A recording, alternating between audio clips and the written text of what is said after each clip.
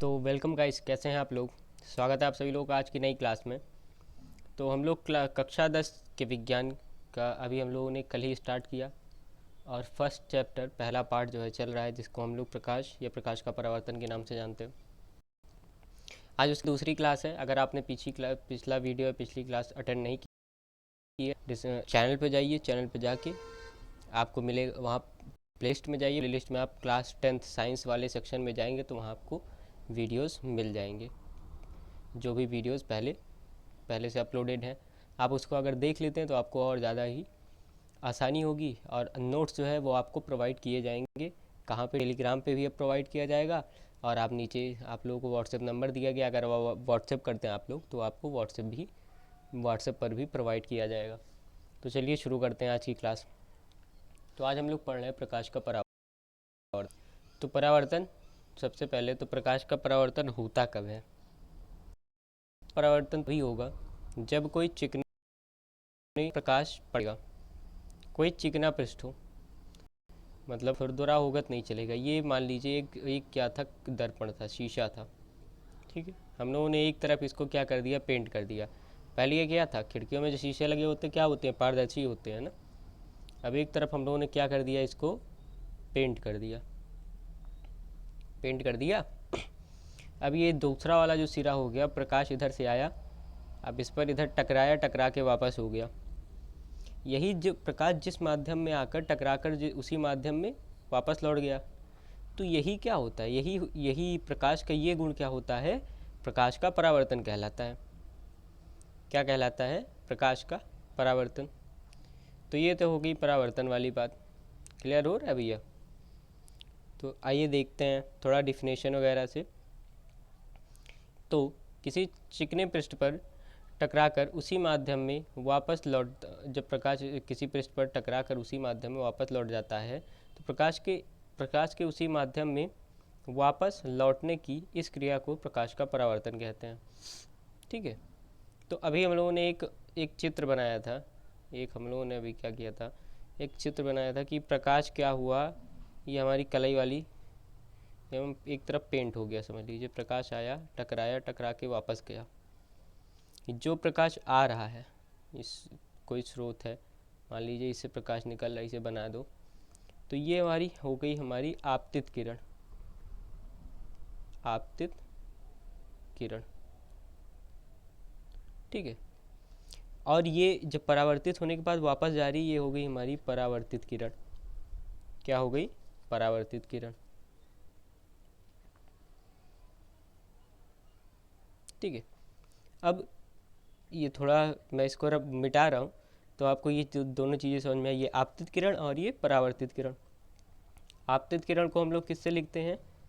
आपतित किरण हमारी हो जाएगी आई से लिखते हैं।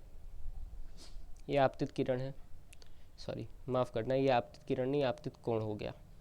तो ये हमारी आपतित किरण और परावर्तित किरण आपको समझ में आया। अब आगे चलते हैं। ये हम लोगों ने आपतित किरण और परावर्तित किरण अभी देखा। तो अभी हम लोग ये आपतित किरण, ये परावर्तित किरण, इसको ए, इसको किरण बी मान लो ताकि थोड़ा दिक्कत ना हो। अब बीच में हम लोगों ने क्या किया, इस पर एक अभिलंब डाला। अभिलंब का कार्य क्या होता है? दो बराबर भागों में बांटना, समद्विभाजित करना, ठीक है। तो जब अभिलंब डाला तो इस अभिलंब और इस रेखा के बीच में एक क्या बनता है, एक कोण बना। और इस अभिलंब और इस रेखा के बीच एक कोण बना। तो ए वाला मतलब आपतित किरण और परावर्तित किरण दोनों के बीच में एक अभिलंब जब डाला गया तो दोनों में एक एक कोण बने। तो आपतित किरण वाली, जो आपतित किरण और अभिलंब के बीच कोण बना, उसे आपतन कोण, जिसे हम लोग किससे लिखते हैं, इसको परावर्तित किरण और अभिलंब के बीच जो कोण बना उसे हम लिखते हैं आर से। तो ये आपतन कोण और परावर्तन कोण हो गया। अब एक बात और, आपतन कोण और ये हो गए परावर्तन। अब आप लोगों को बता दूं मैं, आपतन कोण और जो परावर्तन कोण है, इधर आप देख रहे होंगे हमारा आपतन कोण हो गया, और ये परावर्तन कोण को, ये आई जो है हमारा आपतन कोण और ये परावर्तन कोण, ये इसको कोण आई बराबर कोण आर लिख सकते हैं, बिल्कुल लिख सकते हैं। क्यों बताऊँ? अभी हम लोग देखा जाए तो ये पूरा पूरा कोण कितना बनता है, ये पूरा कोण बनता है 120 अंश का, ठीक है, ये पूरा कोण 120, तो कोण इसको प्लस कर दो, ठीक है। अभी क्या करते हैं हम लोग इसको क्या हुआ, अभी तब थोड़ी गड़बड़ है, इसको क्या हुआ, हम लोगों ने बराबर भागों में बांट दिया, ये हो गया हमारा 60 + 60 बराबर, क्योंकि कोण आई भी जितना कोण आई है उतना कोण आर भी होगा, क्योंकि दोनों कोण देखिए समद्विभाजित कर रहे हैं, समान बराबर भागों में बांट रहे हैं, तो 60-60 ही होगा ना, तब जाके 120 हो जाएगा। तो इसका मतलब क्या हुआ कि कोण आई बराबर 60 और कोण आई बराबर जब 60 है तो कोण आर बराबर भी 60 ही होगा, ठीक। जब कोण आई बराबर 60 है, जब कोण आई बराबर 60 है तो कोण आर बराबर 60 होगा, तो कह नहीं सकते भैया ये होगा नहीं, कोण आई और कोण आई आर बराबर कितना हो जाएगा, कोण आई और कोण आर बराबर होंगे, आपतन कोण परावर्तन कोण के बराबर होगा।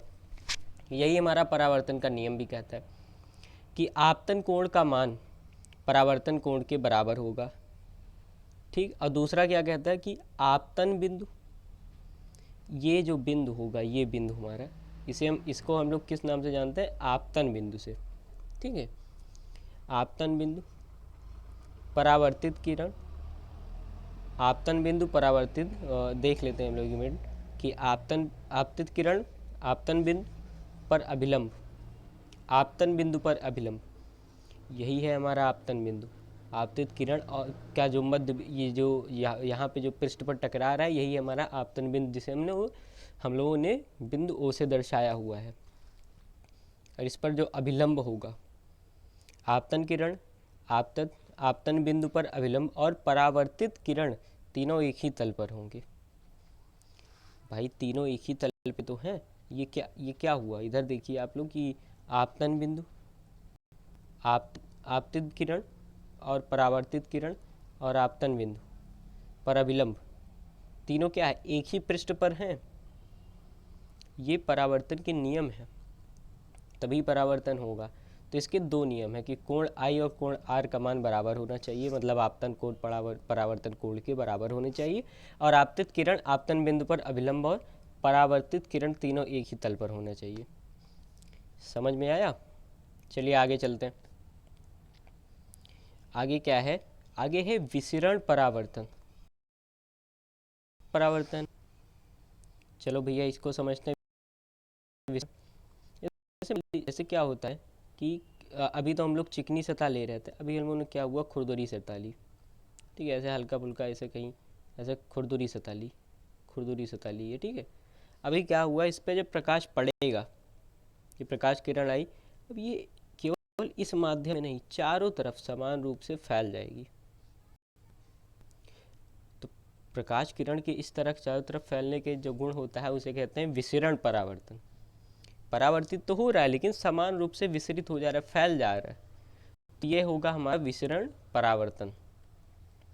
जैसे हम लोग, जैसे कमरों में जो प्रकाश होता है, ये किस कारण होता है, प्रकाश तो एक ही कहीं एक ही जगह से आ रहा होता है, तो दरवाजों से आएगा तो खिड़कियों से आएगा, लेकिन खुरदरे पृष्ठ होने के कारण क्या होता है, चारों ओर रूम में, कमरे में फैल जाता है, जिससे कमरे का अंधेरा पूरा गायब हो जाता है। तो ये किस कारण होता है, विसरित परावर्तन के कारण होता है, ठीक है। तो थोड़ा डिफिनीशन वगैरह देख लो, जब प्रकाश किसी खुरदुरे तल पर पड़ता है तो उस पर गिरने वाला प्रकाश चारों ओर फैल जाता है, इस प्रकाश के परावर्तन को विसरित परावर्तन कहते हैं। समझ में आया? आगे चले, चलो भैया अब बात कर क्या होता है।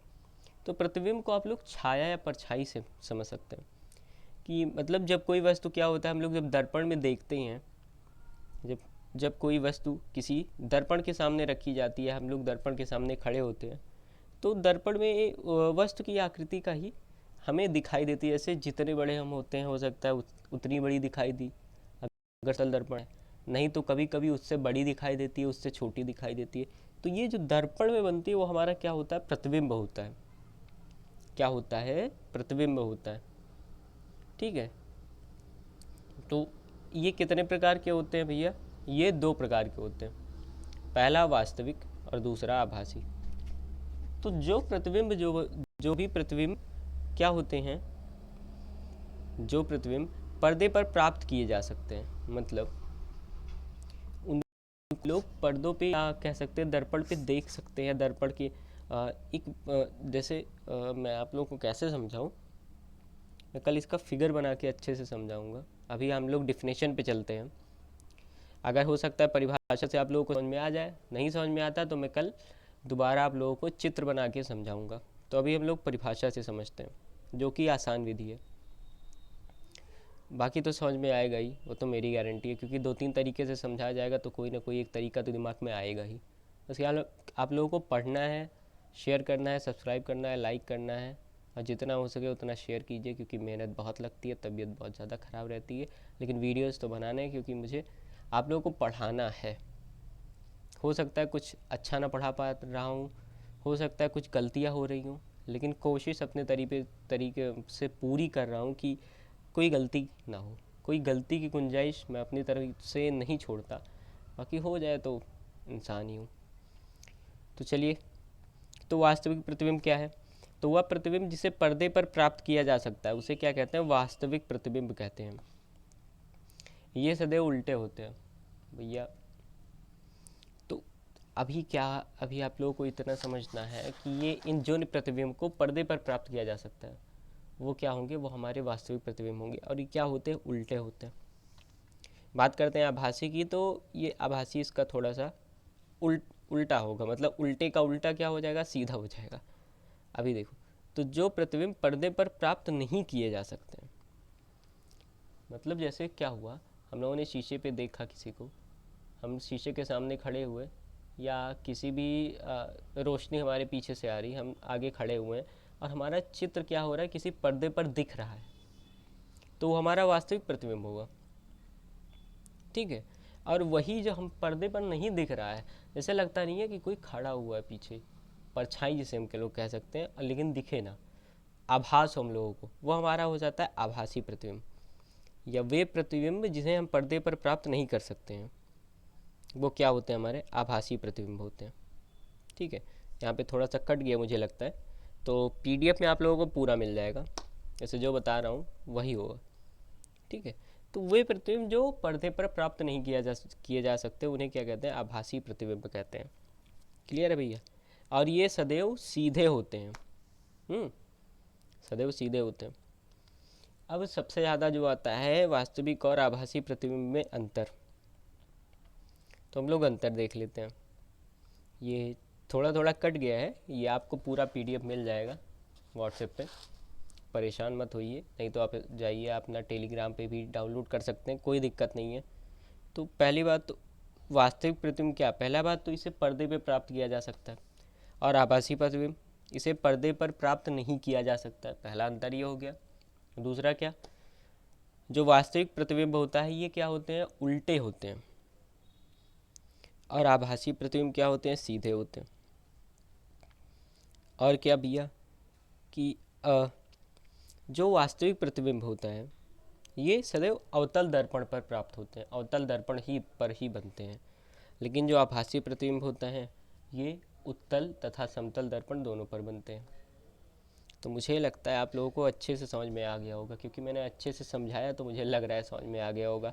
अगला वीडियो आपको कल इसी टाइम 8 बजे तक 7 बजे तक आपको मिल जाएगा, क्योंकि अभी लेट इस वजह से हो जाता है क्योंकि पहली बात तो तबीयत नहीं ठीक है, दूसरी बात एक वीडियो बनाने में कम से कम तो कुछ नहीं तो मुझे 3-4 घंटे लग जाते हैं, क्योंकि उसको अच्छे से लिखना पड़ता है, लिखने के बाद उसको अच्छे से समझाना आप लोगों को, समझाने के बाद वीडियोस कहीं कट हो जाती हैं, कहीं ऑडियो कट हो जाती है, कहीं पीछे बैकग्राउंड में वॉइस नहीं आती क्लियर, तो ये सारी चीज़ें देखनी पड़ती हैं। उसके बाद वीडियो को अपलोड करने में ही कम से कम 1 घंटे लग जाते हैं।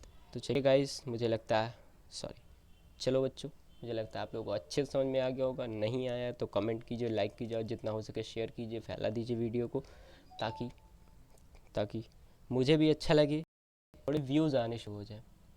क्योंकि सब्सक्राइबर्स तो अपने पास बहुत हैं, लेकिन व्यूज़ जो है बिल्कुल नहीं है। तो व्यूज़ ज़्यादा चाहिए हम लोगों को। ठीक है, जय हिंद बच्चों।